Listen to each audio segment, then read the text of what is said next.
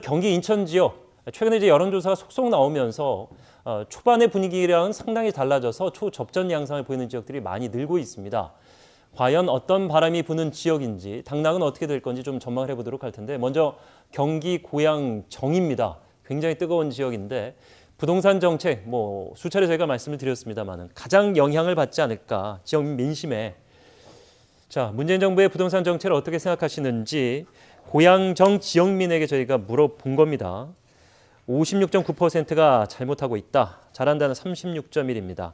한국일보와 KBS가 한국리서치에 의뢰해서 3월 13일, 14일 양일간 고양정 지역민에게 물어서 응답률 17.3을 이끌어냈습니다. 표본 오차는 플러스 마이너스 4.4%포인트입니다. 자, 그럼 부동산 정책에 대한 민심은 좋지 않다는 것을 확인했는데 후보들에 대한 지지가 어떻게 반영이 됐을 것인가? 오차 범위 아닙니다. 오차 범위가 이제 플러스 마이너스 4.4이기 때문에 역시 오차 범위 아닌데 조사는 3월 16일 비교적 최근이고 응답률은 3.1, 고양시 지역, 정지역에 거주하는 506명을 대상으로 조사를 제가 펼쳤고요. 홈페이지에서 자세히 확인해 보시기 바랍니다. 자, 후보 지지도 40.5 대 40.2. 이거는 이제 의뢰기관이 다릅니다. 경인일보가 의뢰해서 주식회사 RN서치가 조사를 했는데 역시 오차 범위 안에 있습니다. 3월 16일, 17일 응답률 7.4. 표본 오차는 마찬가지로 플러스 마이너스 4.3 정도 됩니다.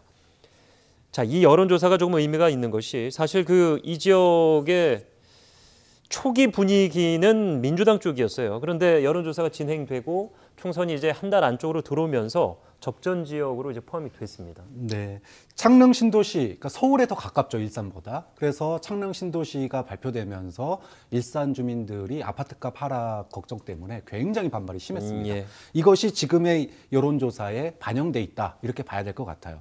사실 미래통합당의 김연아 의원 같은 경우에는 비례대표였잖아요. 그러다가 이제 지역으로 그렇습니다. 이렇게 오신 분이고 이용우 더불어민주당 후보 같은 경우에도 이렇게 이제 전략공천식으로 이렇게 내려오신 분이 전문가시기도 그렇죠. 하고. 내려오신 분위기다 보니까 두 분 다 무슨 일산 지역에서 특별하게 어떤 지역 세를 가지고 있지는 않아요. 예. 하지만 그럼에도 불구하고 생각보다 김연아 후보가 지지율이 그래도 좋게 나오고 있는 거. 전 선거들을 보면은 민주당이 굉장히 유리한 지역이었거든요. 그런데 이것은 이 부동산 정책에 대한 실망감이 많이 반영돼 있는 거라고 봐요. 그럼에도 불구하고 지금 접전이거든요. 그러면 앞으로는 저는 이제 부동산에 대한 건 이미 여론조사에 반영이 돼 있기 때문에 두 분 다 지역에 어떤 뿌리를 가지고 있지 않는다. 그런 점에서 인물론 그리고 코로나 민심 요 두 가지가 마지막에 어떤 우열을 가리는 그런 변수로 좀 작용하지 않을까 이렇게 생각을 해봅니다. 예, 당초에 이제 그런 이슈가 있음에도 불구하고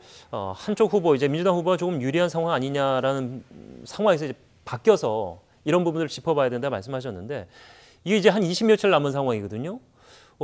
정책을 더 중요시하게 지역민들이 볼까요? 아니면 인물을 더 보게 될까요? 이분 같은 경우에는 둘 다 볼 것 같아요. 예.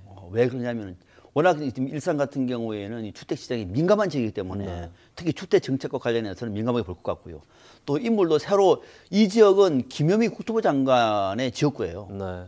그러니까 요 지역만 보면은 이전에는 그러니까 19대, 20대에는 민주당, 또 그 전에 17, 18은 지금의 한국당, 통합당 이쪽이거든요. 그러니까 보수와 진보 양쪽에서 두 번씩 번갈아 가면서 했던 지역이기 때문에 여기서는 아마 그래도 인물이 상당히 저는 중요한 의미를 가지고 있을 것 같고 그런데 이제 이런 상황에서 지금 김현미 장관 같은 경우에는 거의 야당 때 당선되지 않았습니까? 예. 그럼 지금은 이제 민주당은 여당이거든요. 20대 국회에 대해서는 이 일산에서는 전부 다 진보 진영이에요. 여기 일산 갑이 심상정 의원이거든요. 예. 전체적으로 이제 이 진보 쪽으로 와서 과연 진보 쪽에서 권력을 잡았는데 지금 집권당인데 이 집권당에다 힘을 실어줄 것인가? 반대로 그러면 이번에 반대한다고 또 통합당을 찍을 것인가의 문제에서는 아무래도 저는 특히 야당 같은 경우는 쫓아가는 상황이다. 네. 그리고 열심히 쫓아가지 않으면 이 지역은 이미 형성되어 있는 상당한 개혁층, 진보층이 집권당까지도 지금 얻고 있는 상황 속에서 쉽게 방향을 바꾸지는 않을 것이기 때문에 특히 미래통합당의 김연아 후보 같은 경우는 더 애를 써야 할 그런 지역으로 보입니다. 예.